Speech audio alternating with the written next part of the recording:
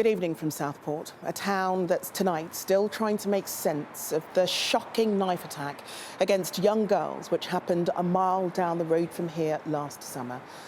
Today, 18-year-old Axel Rudakubana was jailed for a minimum of 52 years for murdering Elsie Dot Stancombe, Bebe King and Alice da Silva Aguiar and attempting to kill 10 others. The judge said it's likely he'll never be released, but he couldn't give him a whole life order as he's too young. Mr. Justice Goose said he had no doubt Rudakubana had wanted to carry out mass murder against innocent, happy young girls. And he would have killed more if he'd been able to. Rudakubana wasn't in the dock to hear his fate as he'd been repeatedly disruptive. But the court heard harrowing details about the attack and the injuries to the victims. We've chosen not to broadcast the worst of them because they are extremely distressing. And the families have requested that the most graphic accounts of the injuries inflicted are not broadcast. But a warning that this report from our correspondent Ben Chapman still has content that you may find upsetting. He is chillingly calm considering what he is about to do. This is Axel Rudakubana in the back of a taxi. Number 34A, yeah. Asking for directions to the dance class he'd chosen as his target. Are we cash your card, mate? Moments later, he's filmed trying to enter, at first by the wrong door, before eventually disappearing upstairs. Within minutes, he'd stabbed 9-year-old Alice, 6-year-old Bebe and 7-year-old Elsie multiple times, along with 8 other girls and 2 adults. He had no clear motive, police say, except violence for its own sake. He had a long-standing obsession with violence, killing and genocide. His only purpose was to kill, and he targeted the youngest, most vulnerable in order to spread the greatest level of fear and outrage. He arrived at court to face punishment for that atrocity last July. But as the hearing began, he disrupted the proceedings. The judge told he hasn't been eating for days. He started shouting from the dock that he felt ill and needed to see a paramedic, despite having been checked and deemed fit. Alice's father shouted, "Coward," as the judge ordered him to be removed. And so he wasn't in court as details of the horror he inflicted was heard. How he'd systematically gone round the room with his knife. Children who ran were chased down. One who escaped pulled back inside. And he didn't hear the impact statements from his victims. Alice's parents said, "Our dream girl has been taken away in such a horrible, undeserving way that it shattered our souls. Living life without Alice is not living at all." Elsie's mum said, "He took our daughter, her life, her future, and everything she could have been. There is no greater loss and no greater pain." More upsetting still for those families, the revelation Rudakubana had gloated to police about their deaths. He stated that he was happy. He was happy that some of those children had died. It was completely distasteful. It's something that shocked us as an investigation team. What does it say, do you think, about him? It shows that he's absolutely no remorse. He doesn't care what he's done. The knife he used that day was identical to this one, bought online a fortnight earlier, despite him being under 18. When police searched his home, they found an array of weapons, an Al-Qaeda training manual which included how to kill with knives, and under his bed, a tub containing the toxic substance ricin. It hadn't been used, but 0.5 milligram is enough to kill an adult. He chose not to come back to court to hear the judge sentence him to at least 52 years in prison. In my judgment, his culpability for this extreme level of violence is equivalent in its seriousness to terrorist murders, whatever his purpose. Whether his motivation was for terrorism or not misses the point. What he did on the 29th of July last year has caused such shock and revulsion to the whole nation, he will serve almost the whole of his life in custody. I consider at this time that it is likely he will never be released and that he will be in custody for all his life. For the families of the victims, how long he will serve is just the first of so many questions that need answers about that dreadful day. Ben Chapman, ITV News, Liverpool Crown Court. The impact these attacks have had on the families of those who died and on the survivors were described to the court in emotional victim impact statements. They included dance teacher Leanne Lucas, who was seriously injured. She said she's now surviving for those who didn't make it. And a 14-year-old girl described the blind panic during the attacks. She said attacking defenceless children was sickening. Here's Ellie Pitt on the heart-wrenching testimonies.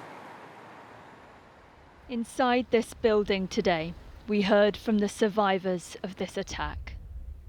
In their own words, they told the court about their lives since that day in July. The first, a 14-year-old girl who had the bravery to address Axel Rudakubana while he sat outside the courtroom. She said, "The thing I remember most about you is your eyes. You looked possessed and you didn't look human. You stabbed me in the arm and instinctively I turned, and that's when you continued to stab me in the back. All I could hear was the screams. I ran out onto the landing and there was a group of girls huddled and I began just screaming for the girls to get down the stairs. I was physically pushing them down the stairs to get them out of the building and get away from you. I knew I was running for my life. I remember thinking we need to get away as you weren't going to stop. I knew from your eyes you wanted to try to kill us all." Heidi Liddell was teaching the dance class. She and one of the girls ran into a toilet and managed to hide from what was happening on the other side of the door. She described the torment of surviving today. I replayed the incident over and over in my mind, changing the sequence of events so that myself and the little girl I was with in the toilet were stabbed and killed. I started to think that maybe I should feel what the pain was like to be stabbed, as I struggled mentally with not being physically injured and felt guilty for this. Dance instructor Leanne Lucas put on the class because she wanted to make a positive impact, but told the court today she has lost her purpose. She was stabbed 5 times and has had multiple surgeries. The impact this has had on me can be summed up by one word: trauma. He targeted us because we were women and girls, vulnerable and easy prey. For Alice, Elsie, Bebe, Heidi and the surviving girls, I'm surviving for you. Those who lived now carry with them the weight of what they saw, what they heard, and what they've lost. The 14-year-old girl said today, though, that while Rudakubana lives behind bars alone, our family will do our best to move forward. Ellie Pitt, ITV News. Let's speak to our correspondent, Ben Chapman, who spent the day at Liverpool Crown Court. And Ben, we can't underestimate just how harrowing and upsetting day it was in court. Yes, it has, without any doubt, been the most distressing and emotional day I've ever spent in court. From the anger, the utter contempt shown by Axel Rudakubana towards the victims' families and the survivors who gathered across 2 courtrooms, to the truly horrific detail of the injuries he inflicted on such young children. Some family members had to leave the courtroom to avoid hearing that detail, and we have chosen not to report much of it because it is extremely distressing and because the families have asked us not to. And just as moving were the accounts of the impact this has had on those who walked away, from the survivor guilt felt by the organiser of the event, Leanne Lucas, to the defiance of the father of a 9-year-old girl who described his daughter as a hero. Everything Rudakubana is not, he said. And then the unbelievable courage of the young victim who read her own impact statement to the court. The judge made clear today that if Axel Rudakubana had been 18 at the time of these attacks, he would have received a whole life sentence today. Because he wasn't 18, that sentence wasn't available to the judge, but he will spend at least 5 decades behind bars. And that's without answering the question that we've all been asking since last summer. Why? How could he have targeted such young, vulnerable children with such extreme violence? Ben, thanks very much. Well, the Prime Minister said tonight the atrocity in Southport was one of the most harrowing moments in our country's history, and has stated that Rudakubana will likely never be released. Well, let's go to our political correspondent, Harry Horton, who's at Westminster for us. And Harry, there have been calls tonight, haven't there, to change sentencing laws? Yeah, that's right. As Ben was just saying, because Axel Rudakubana was 17 when these attacks took place, he wasn't eligible today for a whole life sentence. Had the attacks happened just 9 days later, he would have been an adult. He would have been eligible for a whole life sentence. Now, the Southport MP, Patrick Hurley, has said today he thinks the law should change so killers in cases like this would be treated as adults for the purposes of sentencing. The Conservative Party leader, Kemi Badenoch, has also said she thinks there's a case for amending the law. That's something she says her party will be looking at. Now, the sentence has been referred to the Attorney General's office tonight for being unduly lenient. The Attorney General's office said in a statement the threshold for that being successful is very high. They would need to find that the judge had made a gross error based on the range of sentences available to them. The Prime Minister, in his statement, echoed the words of the judge, saying that this vile offender will likely never be released. I think all of this will be looked at by the government in the coming weeks, and then eventually by the public inquiry as well. Welcome back to Southport. On the day, Axel Rudakubana was jailed for a minimum of 52 years for the shocking knife attack right here, just a mile down the road, last July. He showed no remorse since his arrest, nor throughout the trial. It's still not clear why he did it. But he was known to authorities, and there are growing questions about why he wasn't stopped. Here's our social affairs correspondent, Sarah Corker, on the missed opportunities. Obsessed with extreme violence, Rudakubana spent hours watching horrific content online. How did this seemingly ordinary schoolboy become a mass murderer? The teenager was well known to the authorities. He'd attacked before, but the red flags over his behaviour were repeatedly missed. The perpetrator had contact with a range of services, including the counter-terrorism Prevent system. In fact, he was referred 3 times to Prevent from the age of 13 for viewing violent material on school computers. And 3 times his case wasn't escalated because he didn't fit the definition of a would-be extremist. The absence of evidence of a motivation means that these acts have not met the legal definition of terrorism. But to be clear, that does not make the horrendous acts any less terrifying or terrorising for those impacted and the whole community. Prevent failed to deal with him properly, but all the warning signs were there. In 2019, he was expelled after admitting taking a knife to school at least 10 times. He came back here 2 months later, using a hockey stick as a weapon to attack other children. Police later found a knife in his bag, and when asked why he was carrying it, his chilling response was to use it. He was convicted for those crimes in the youth courts, and in the years that followed, police were called to his home in Banks in Lancashire on at least 5 occasions, including for hitting his father and carrying a knife on a bus. He was never arrested.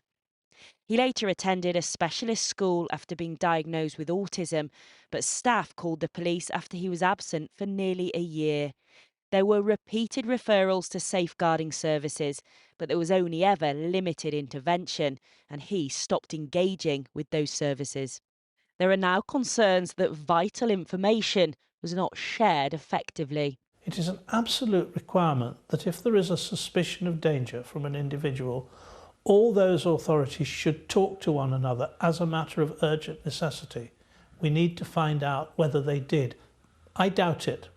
And just days before the murders, the teenager attempted to get a taxi to the school he'd been excluded from.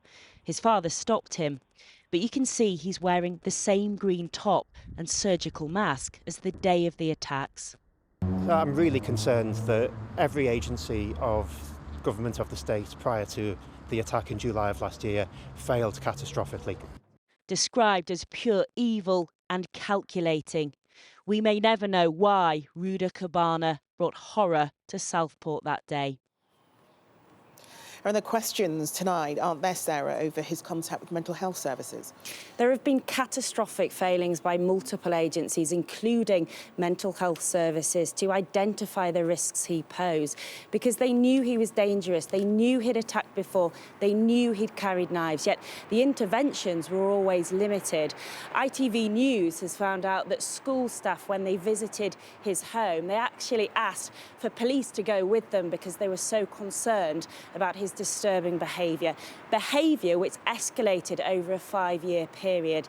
Yet it seems that the contact with mental health services was always limited. They won't tell us what assessments they carried out, what interventions, if any, they made. And there's been a real lack of transparency around that. They say they can't comment until a safeguarding review has been carried out. That is due to start in February.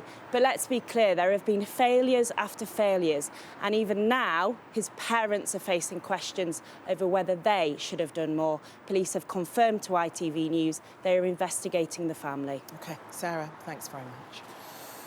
Well, there are also questions over the handling of the riots which followed the attacks and the disinformation which fuelled the anger. Prosecutors, police and politicians are all facing accusations that they could have quelled the violence if they'd been more open about what they knew. Here's our UK editor, Paul Brand. It was the night that social media created anti-social madness on the streets of Southport. They hurled bricks and fireworks, fuelled by accusations thrown online. Police in riot gear left trying to contain violence that even they feel now could have been countered in other ways. There's a real need to look at this criminal justice process, and as we know, the Law Commission have already started that piece of work around looking at the contempt of court legislation. I felt in the events following the 29th of July that I wanted to be able to say more around the misinformation and disinformation. Under the Contempt of Court Act 1981, you're not allowed to say or write anything publicly that could prejudice a trial. On paper, that rule applies from the moment a suspect is arrested, though in practice, the risk is seen as much greater once they've been charged. For example, we were able to broadcast this CCTV of Axel Rudakubana after he was arrested, but before he'd been charged, and to debunk the myth that he was an asylum seeker or a Muslim. But as rioters began feeding off their false theories in other towns and cities, the question is whether authorities should have told us more. Southport looks almost nothing like it did when I was last here on the night of that riot. That is mostly due to the determination of this community to heal any divisions that others had tried to create. But the weapons of the far right that night weren't just fire and bricks, they were disinformation, and there is a fierce debate now about how to disarm them in future. Because too much information can pose its own dangers. I saw Joanna Yates that evening, no. In 2010, Christopher Jeffries was arrested over the death of Joanna Yates. It turned out he was innocent, but hardly treated as such in the days after his name was made public. In recent years, the law has begun to prioritise the privacy of suspects. We're blaming those who are protecting and upholding the rule of law for unlawful and criminal rioting and public disorder that we saw on our streets. We all know who's to blame for that. It's the people who did it themselves, the perpetrators. And I think we should think long and hard before upending a system that is there to serve the interests of justice. For now, the government's priority is to crack down on social media speculation. After all, both murder and mayhem in Southport were driven by warped content online. Now, Paul, this is one of those rare cases that could lead to significant changes, couldn't it? Yeah, because it's raised so many questions here, not just about how much information should be released about a suspect when they're arrested, but also, as we were hearing from Sarah earlier, about what is classified as terrorism. Tonight, still, Axel Rudakubana's actions aren't classed as terrorism because there wasn't this underlying motivation. The government, we know, wants to look at that. The Prime Minister has said that he believes misfits, as he's called them, should potentially be classified as terrorists. The government's also said this week it wants to crack down on young people buying knives online to remove damaging content, the likes of which Axel Rudakubana was looking at. But the one question I think we may never get the answer to is how was it that Axel Rudakubana was so depraved, so evil, that he could do what he could do? It went against every single human instinct to look at a child in distress and to continue to hurt them. Only he knows the answer to that tonight, and it may well be that that is the one power he chooses to continue wielding over the victims and the families as he spends at least the next 52 years in prison. OK, Paul, thanks very much for that. Let's get an update on the story that's dominating our programme tonight, the sentencing of the Southport killer, Axel Rudakubana. He's been sentenced to life in prison for the murder of 3 young girls and the attempted murder of 10 other people. He must serve a minimum of 52 years. The chief Crown prosecutor said it was one of the most harrowing cases that she'd ever come across. His purpose was to kill, and he targeted the youngest, most vulnerable, no doubt in order to spread the greatest level of fear and outrage, which he did. The court was shown footage of Rudakubana travelling to attack the children and heard how he had a long-standing obsession with violence. He showed no remorse. Alice da Silva Aguiar, Bebe King and Elsie Dot Stancombe lost their lives. The mother of Elsie Dot called Rudakubana a coward in her statement, saying what he did was pure evil. Well, joining us now is Sarah McKenzie, who lives in Southport. She has a young daughter, and they, like many other residents, have been badly impacted. What happened here last July. Sarah, thank you so much for taking the time. You're very welcome. To talk to us this evening. Now, your daughter was meant to be at that dance class and was friends with many of those victims. Yes. Within her friendship groups, how have they been coping with what happened? I mean, I think nothing prepares you for what happened here, and nothing prepares you as a parent for what happened here. I think as adults, we have all of this baggage. We understand perhaps a bit more about the world, and we're now facing a situation where our young people, our children, are having to learn more about the world than we ever imagined they would do at the age of 9. But I think for us, it's talking, it's communicating with parents and understanding what other parents are doing. Yeah. And what was it like for you when you realised what had happened and then having to try and process that, yes, as an adult, but helping your daughter to process that? I mean, she often asks about it. I mean, she's brilliant. You know, we're a military family, so we have that level of resilience that I think perhaps others don't. I mean, I'm thinking back to the day now and the sheer disbelief of everything that was going on, and then the subsequent day when we had the riots as well. I mean, it all now seems like a distant memory because the last few days have completely taken over. But I think that there's so many different thoughts that go round in my head and go round in her head, and she asks difficult questions, and I can only answer those.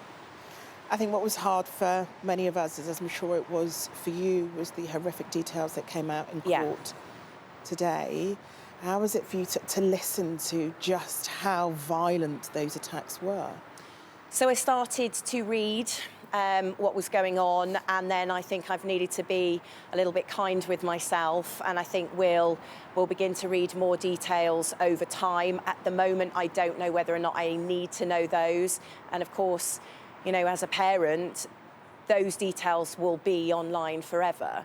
So she, at some point in her life, as will the other children, will probably read those. And that's really challenging too. But today has been a day like no other. I mean, the details are horrific. And I know you said that you're from a military family, but how do you as an adult begin to process and begin to protect your own mental health with, yes, everything that's happened since July, but especially the details that have been released this week? So, you know, we still feel quite scared. We feel very angry. We feel lost in some ways. I mean, there's so many different things that go around in our head. And I think ultimately it will be time, but then taking time out to try and process things. But we know that it will take a very, very long time, a very long time. Now, the community last year decided to choose hope over hate. But how has the community been managing since? How have you guys been doing? We still believe that. You know, this is a holiday resort town. People come to sunny Southport, and they have been doing for generations and generations. And I think for us, that's what we want to encourage people to do. The only way that we can repair from what's happened is by inviting people to come back to our town and enjoy themselves again. And you know, our three beautiful girls who are no longer with us would have grown up in this town like so many. And I think that we need to do it for them and for their families, for people to come back and see us again and be part of the wonderful community that was always there and that will always be here. Indeed. Sarah, thank you so much for taking the time to talk to us. We really do appreciate it. Thank you. Welcome back to Southport, where the community is once again coming together on a day many were forced to relive the horror of what happened here last July. The seaside town was quick to support each other after the attacks and held peaceful vigils. Many have helped raise tens of thousands of pounds for the victims and their families. Here's our North of England reporter, Amy Welsh, on how Southport is standing together. It was a dark day for this seaside town, but the cloud that hung over Southport soon cleared, because this was a community determined to shine bright despite the pain. Further along you will find buckets which haven't got quite as many flowers in. 82-year-old Mike Ainscoe tended to the teddies outside his house, sheltering them from the rain. Where did you put all these teddies? Literally all the way around the room. They came from the garden on garden chairs. I think it meant a lot to the children, who donated, in many instances, their favourite toy to it. But when I put a teddy on a chair and so forth, I made sure another one was in its arms, in effect, so that it was holding it. It's guarding it, it's cuddling it, it's keeping it safe. The local mosque does now have extra security and admits being attacked left them shaken. But broken walls and windows won't break their spirit. Well, what it has done, and I have to say this quite strongly, is that it's brought the community together.